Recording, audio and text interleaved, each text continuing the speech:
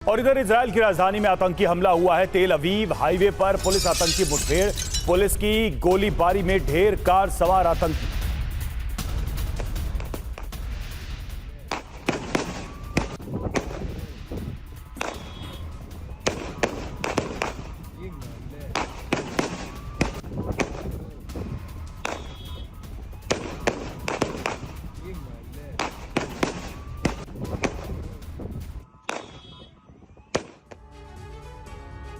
Ukraine की राजधानी Kyiv में उस रात तबाही की रात थी, बारूदी विनाश की रात थी। जानते हैं क्यों? दरअसल रूस की सेना ने ताबड़तोड़ आसमानी हमले करते हुए आधे से ज्यादा कीव पर कब्जा कर लिया। ईस्टर्न फ्रंट से नेप्रो लाइन यानी नेप्रो नदी के पूर्वी छोर पर मौजूद कीव के इलाके को सीज भी कर दिया। 3300 किलो वजनी विनाशक को वॉर जोन में झोंक दिया गया, जो सिर्फ तबाही मचाता है। आखिर कैसे? देखिए इस रिपोर्ट। रात 12 बजे के बाद ईस्टर्न फ्रंट से रूस के Su-34 फाइटर बॉम्बर्स ने उड़ान भरी।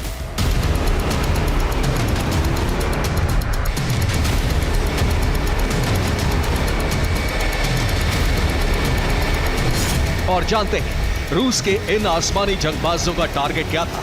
यूक्रेन की राजधानी कीव का पूर्वी इलाका।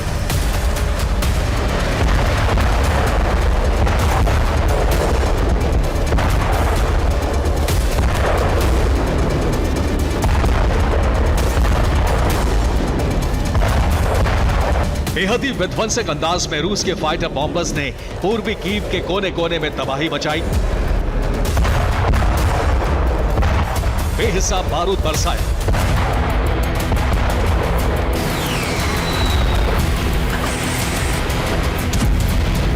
एक तरफ आसमान से पुतिन के आसमानी लड़ाके कहर बरपा रहे थे, तो दूसरी तरफ टैंक, तोप और रॉकेट लॉन्चर्स के साथ रूसी सेना के हजारों जवानों ने पूर्वी कीव पर धावा बोल दिया।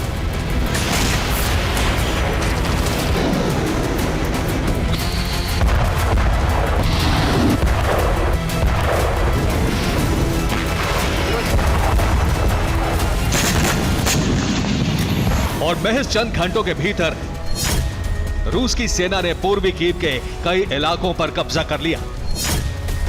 ईस्टर्न फ्रंट से नीप्रो लाइन तक के एरिया को सीज कर दिया। पूर्वी कीव पर हमले के लिए रूस ने डबल फ्रंट से प्रहार किया। रूस के Su-34 फाइटर ने कीव पर फैब 3000 बम दागे।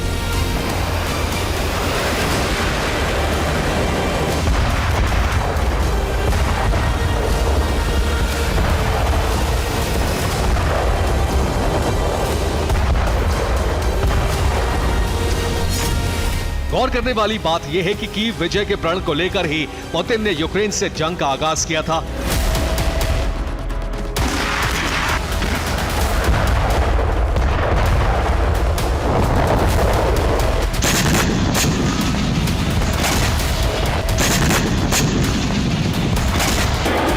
और इसी प्लान के तहत रूसी ब्रिगेड ने चंद दिनों पहले ईस्टर्न फ्रंट से कीव की घेराबंदी की।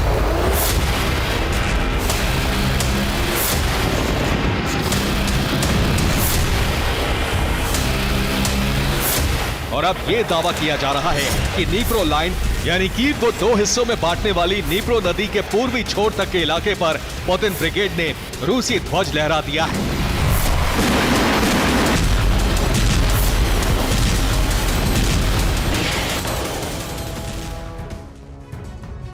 करीब 29 महीने पहले पुतिन ने कीव पर कब्जे के लिए जंग का आगाज किया था। हालांकि इस दौरान रूसी सेना ने कई दफा कीव पर हमले भी किए, मगर अब रूसी ब्रिगेड को बड़ी कामयाबी मिली है और वो है आधे से ज्यादा कीव पर कंट्रोल।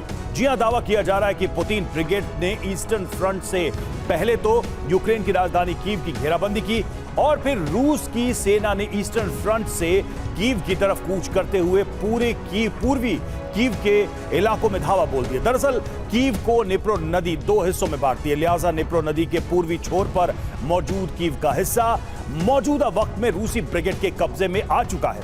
फिलहाल रूसी ब्रिगेड टैंक, आर्टिलरी, तोपों के साथ नीप्रो लाइन पर डटी हुई है। ईस्टर्न फ्रंट से नीप्रो लाइन तक के इलाके को सीज कर चुकी है। वहीं आधे से ज्यादा कीव पर कब्जा हो जाने के बाद यूक्रेन सेना में खलबली मच गई है। लिहाजा पश्चिमी कीव को बचाने के लिए यूक्रेनी डिफेंस ने बेलारूस बॉर्डर पर तैनात जवानों को कीव भेजने का ऑर्डर दे दिया है। एक तरफ यूक्रेनी सेना बेलारूस बॉर्डर से पीछे हटी तो वहीं यूक्रेन के मूवमेंट का फायदा उठाते हुए रूसी डिफेंस ने बेलारूस में तैनात जवानों को यूक्रेन बॉर्डर के पास तैनात कर दिया। और अब यह आशंका जताई जा रही है कि बेलारूस और निप्रो लाइन से राजधानी कीव के बाकी बचे हिस्से पर जल्द ही रूसी ब्रिगेड बड़े हमले कर सकती है।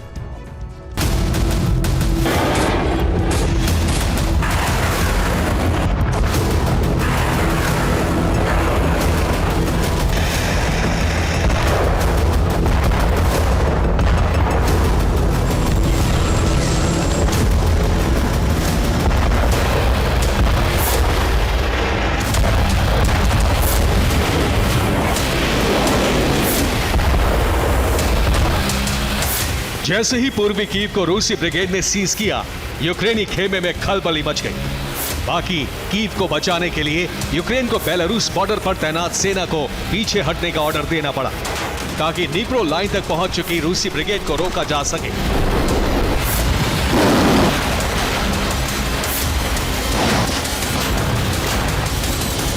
मगर सच तो यह है कि कीव को जीतना ही पुतिन का आखिरी लक्ष्य है। लिहाजा ईस्टर्न फ्रंट से रूस ने पुख्ता प्लानिंग के साथ कीव पर हमला बोला।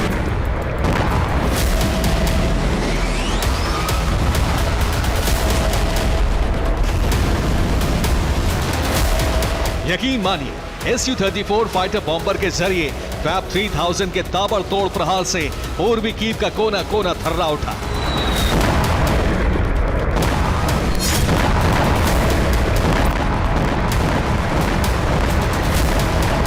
चंद घंटों के भीतर ही फैब 3000 ग्लाइड बम के सीरियल अटैक से कीव का सुरक्षा चक्रव्यूह तहस नहस हो गया। अब सवाल यह है कि रूसी डिफेंस का फैब 3000 कीव के लिए काल कैसे बना? आखिर क्यों पुतिन ने इस विनाशक का इस्तेमाल करते हुए कीव के डिफेंस कवच को भेदा? दरअसल फैब 3000 हाई एक्सप्लोसिव एयरक्राफ्ट बम है। इस विनाशक का कुल वजन 3300 किलो होता है। यह ग्लाइड बम 1400 किलो विस्फोटकों से लैस होता है। 1200 किलोमीटर प्रति घंटे की रफ्तार से टारगेट को हिट करता है।